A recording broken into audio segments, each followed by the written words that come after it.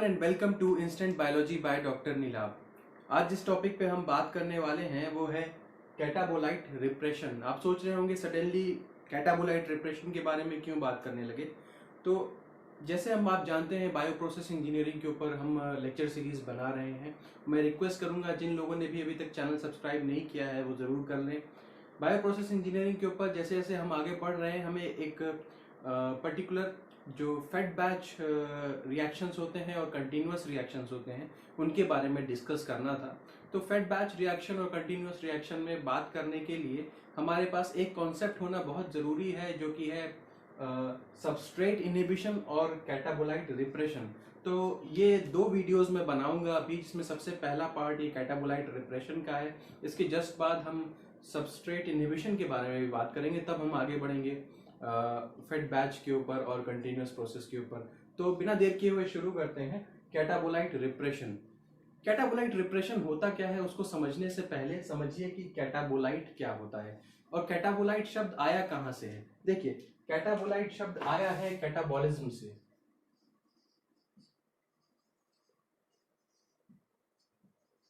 और अगर आपने बायोकेमिस्ट्री थोड़ी सी पढ़ी हुई होगी तो आपको कैटाबॉलिज्म समझ में आ रहा होगा।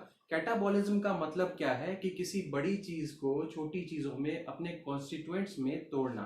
जैसे कि अगर कैटाबॉलिज्म का सबसे अच्छा एग्जांपल हम लेके चलें तो वो क्या है कि रेस्पिरेशन। रेस्पिरेशन में क्या हो रहा है कि ग्लूकोज जो है अपने छोटे छोटे पार्ट्स में, यानी कि अगर कंप्लीट ऑक्सीडेशन हो जा रहा है तो ग्लूकोज जो है वो कार्बन डाइऑक्साइड और वाटर में टूट जा रहा है। प्रोसेस क्या हुआ? कैटाबॉलिज्म। फॉर्मेशन किस चीज का हुआ? कैटाबोलाइट्स का। बात समझ में आ गई होगी आपको। तो अगर एक एग्जांपल लेके चलें कि एक कंपाउंड है ए, जिसको अगर हम लोग तोड़ रहे हैं, जिसको अगर हम लोग तोड़ने चल रहे हैं तो क्या बन रहा है? मान लीजिए एक्स प्लस वाई, ये चीजें बन रही हैं तो ये टूट रहा है ना।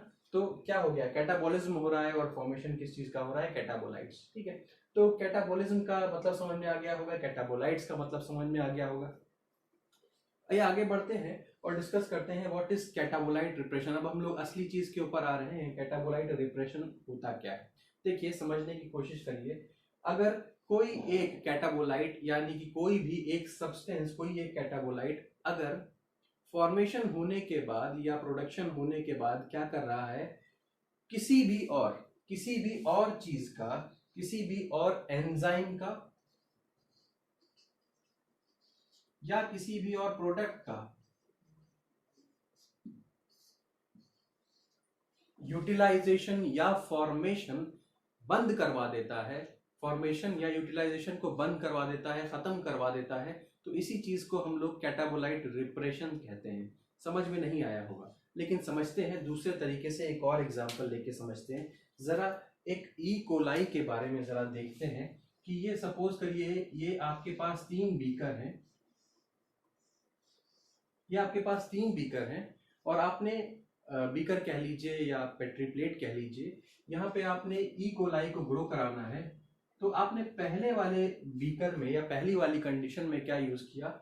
ई कोलाई यूज किया और इसके साथ ही साथ आपने ग्लूकोज यूज किया।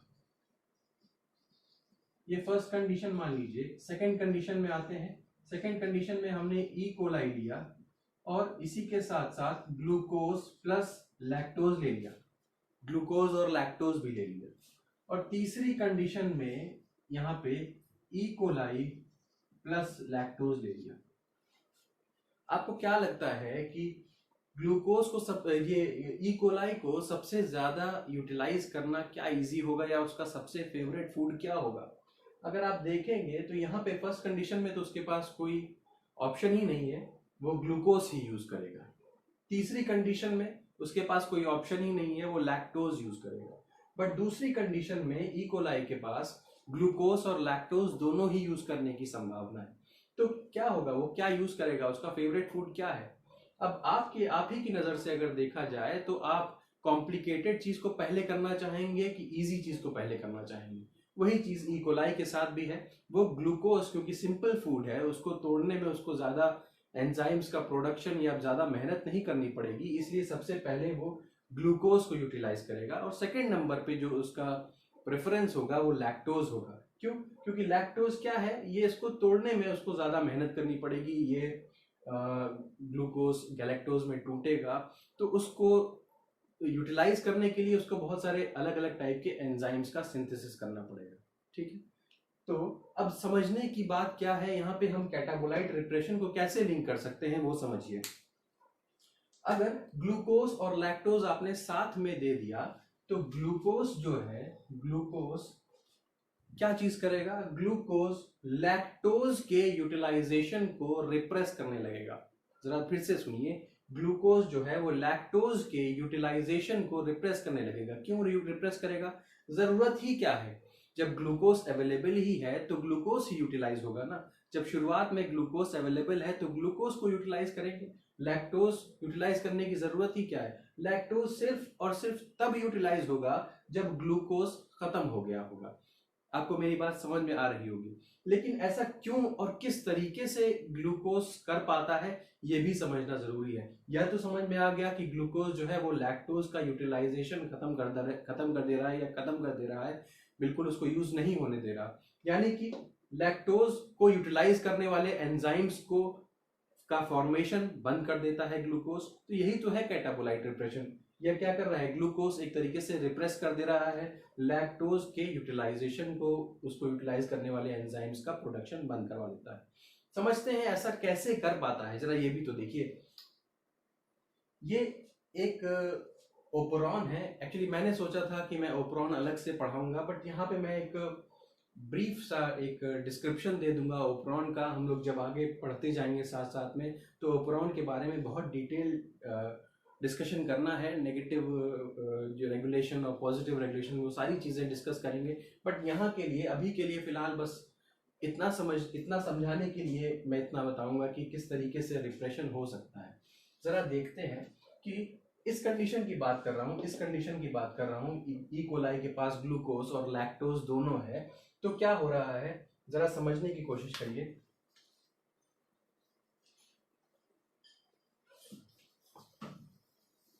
जरा समझने की कोशिश करिए, यहाँ पे क्या हो रहा है, अगर ये मेम्ब्रेन है, ये मेम्ब्रेन है और यहाँ पे ये ग्लूट प्रोटीन्स होते हैं। ग्लूट प्रोटीन्स के बारे में तो पता होगा ना, ग्लूट प्रोटीन्स क्या करते हैं, या ग्लूट प्रोटीन्स से क्या होता है, रिसेप्टर्स से क्या होता है कि ग्लूकोज जो है वो सेल के अंदर आ जाता है। ठीक है, तो इतना समझ रहे होंगे। तो अब हो क्या रहा है, देखिए ग्लूकोज, ई कोलाई को ग्लूकोज और लैक्टोज दोनों मिल गए, ई कोलाई को ग्लूकोज और लैक्टोज दोनों मिल गए। ग्लूकोज क्या कर रहा है, ग्लूट की मदद से जो ग्लूकोज है वो अंदर आ गया है। ग्लूकोज जो है वो सेल के अंदर आ चुका है, बैक्टीरिया के अंदर आ चुका है, ई कोलाई के अंदर आ चुका है। अब ग्लूकोज क्या करेगा, यहाँ पे अंदर आने के बाद वो एक एंजाइम को प्रोड्यूस करवाएगा, उस एंजाइम का नाम क्या है, फॉस्फोट्रांसफरेज।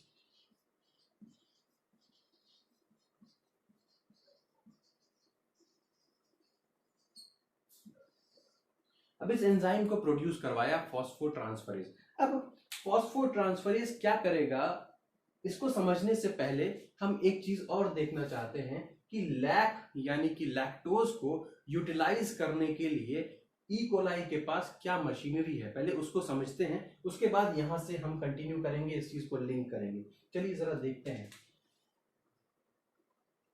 ये आपको दिख रहा है, ये समझ लीजिए कि ये लैक्टोज को यूटिलाइज करने वाले जीन्स है, IPO, इंड्यूस, I मतलब होता है इंड्यूसर, P मतलब होता है प्रमोटर और O मतलब होता है ऑपरेटर। बहुत डिटेल में जाने की जरूरत नहीं है, Z क्या है, Y क्या है, A क्या है। देखिए ये 3 जीन्स हैं जो कि स्ट्रक्चरल जीन्स है। स्ट्रक्चरल जीन्स मतलब यही रिस्पॉन्सिबल है किस चीज के लिए, लैक्टोज को यूटिलाइज करने के लिए। इन तीनों का फंक्शन समझना बहुत जरूरी है। देखिए क्या हो रहा है, जो लैक Z है यानी कि जो लैक Z है इसकी बात कर रहे हैं, ये क्या है, ये बीटा गैलेक्टोसाइडेज नाम के एक एंजाइम को प्रोड्यूस करवाता है।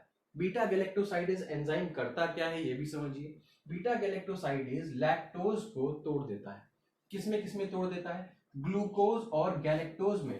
तो अब देखिए ये तो एक मेजर एंजाइम हो गया जो कि लैक्टोज को तोड़ रहा है, यानी कि अगर यही प्रोड्यूस नहीं होगा तो लैक्टोज का यूटिलाइजेशन का कोई मतलब नहीं है, लैक्टोज यूटिलाइज नहीं हो पाएगा।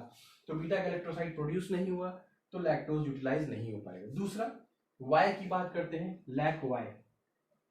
लैक वाई क्या कर रहा है, ये प्रोड्यूस करता है परमिएज को। अब परमिएज का क्या रोल है, सपोज करिए यहाँ पे ये परमिएज भी एक तरीके से सिंपोर्टर है, क्या करता है कि लैक्टोज को सेल के अंदर लेके आता है। जैसे कि ग्लूट है, ग्लूकोज को अंदर लेके आएगा, वैसे ही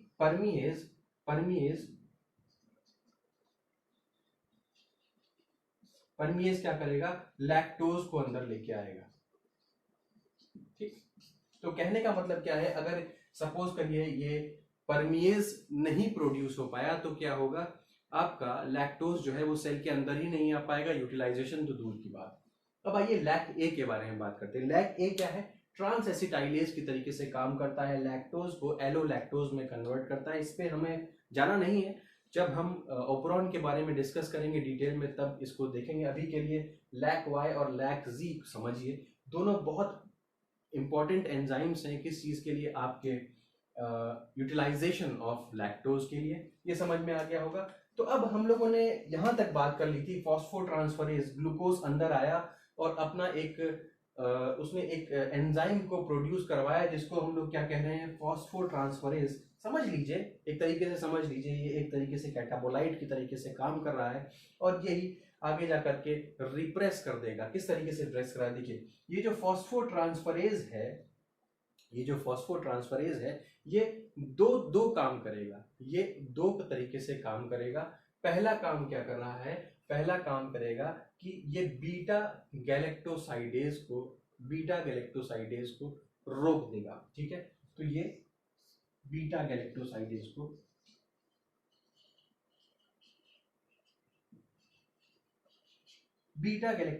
को एक तो इसने रोक दिया। अब जब बीटा गैलेक्टोसाइडेज को रोक देगा तो लैक्टोज जो है वो यूटिलाइज नहीं हो पाएगा, लैक्टोज का यूटिलाइजेशन नहीं हो पाएगा। ये बात समझ में आ गई होगी।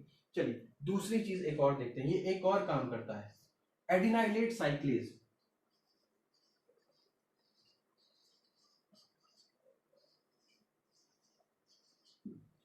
एडिनाइलेट साइक्लेज एक एंजाइम होता है, आपने पढ़ा होगा, अगर सेल सिग्नलिंग के बारे में थोड़ा सा भी आइडिया है तो आपको पता होगा एडिनाइलेट साइक्लेज क्या करता है, एटीपी को यूज करके साइक्लिक एएमपी बना देता है। एटीपी को यूज करके साइक्लिक एएमपी बना देता है और यही साइक्लिक एएमपी और सीएपी, एक और दूसरा प्रोटीन होता है साइक्लिक एएमपी, ये साइक्लिक एएमपी और यहां से सीएपी, ये दोनों मिलकर के इस प्रमोटर के ऊपर जाकर के बाइंड करते हैं, जो कि बहुत इंपॉर्टेंट है इन जीन्स के प्रोडक्शन के लिए। अब समझने का प्रयास करिए, यहाँ पे कैप भी आकर के बाइंड करेगा, यानी कि कैटाबोलाइट एक्टिवेटर प्रोटीन, और साथ ही साथ सीएएमपी भी आकर के बाइंड करेगा। ये दोनों चीजें बाइंड करेंगी तभी क्या होगा, इन जीन्स का प्रोडक्शन होगा, यानी कि इन प्रोटीन्स का प्रोडक्शन होगा, बीटा गैलेक्टोसाइडेज और परमिएज वगैरह का प्रोडक्शन हो पाएगा, तभी जाकर के ये परमिएज जो है इसको अंदर ला पाएगा, तभी जाके बीटा गैलेक्टोसाइड वगैरह प्रोड्यूस हो पाएगा। तो ये देखिए ये क्या हो रहा है, बेसिकली फॉस्फोट्रांसफरेज, यानी कि ग्लूकोज अंदर आने के बाद फॉस्फोट्रांसफरेज प्रोड्यूस कर रहा है। फॉस्फोट्रांसफरेज बीटा गैलेक्टोसाइडेज को भी रिप्रेस कर रहा है, एडिनाइलेट साइक्लेज को भी रिप्रेस कर रहा है, और साथ ही साथ कुछ इफेक्ट परमिएज के ऊपर भी होता है। परमिएज भी इसको अंदर ला नहीं पाता, लैक्टोज को अंदर ला नहीं पाता, तो लैक्टोज यूटिलाइज कहाँ से होगा। तो कुल मिलाकर के बात ये हो गई कि ये जो आपका जो ग्लूकोज है वो कैटाबोलाइट रिप्रेशन शो कर रहा है। कैटाबोलाइट रिप्रेशन किस तरीके से कि अपने प्रेजेंस में, अपने होते हुए किसी भी तरीके से लैक्टोज को यूटिलाइज ना होने देना, यही एक कैटाबोलाइट रिप्रेशन है। तो ये मैंने आपको इसमें कैटाबोलाइट रिप्रेशन क्या होता है ये समझाया। यहाँ पे इसी चीज को, यानी कि ये जो जीन्स हैं किस तरीके से काम करते हैं, इनको लैक ओपरॉन या लैक्टोज ओपरॉन बोलते हैं, जेकब मोनॉड ने दिया था। डिटेल में बात करेंगे इसके बारे में, फिलहाल के लिए इतना समझिए। और इस इफेक्ट को, यानी कि ये जो कैटाबोलाइट रिप्रेशन हो रहा है, उस समय ये इफेक्ट जो है ये केवल ग्लूकोज शो करता था, इसीलिए इस इफेक्ट को ग्लूकोज इफेक्ट भी बोला जाने लगा, लेकिन इसके बाद बहुत सारी ऐसी नए नए हमें मॉलिक्यूल्स के बारे में पता चला जो कैटाबोलाइट रिप्रेशन शो करते हैं। तो उम्मीद करता हूँ ये कॉन्सेप्ट आपको कैटाबोलाइट रिप्रेशन का क्लियर रहा होगा। अगर आपको ये वीडियो पसंद आया हो तो प्लीज़ इसे लाइक करिए, मेरे चैनल को सब्सक्राइब करिए, और हाँ, हमसे टेलीग्राम पे भी जुड़िए। उस पर बहुत नई नई जानकारियाँ हम इन फ्यूचर पोस्ट करने वाले हैं, और नए नए वीडियोस की भी जानकारी आपको उससे मिल सकती है। Thank you so much, have a great day.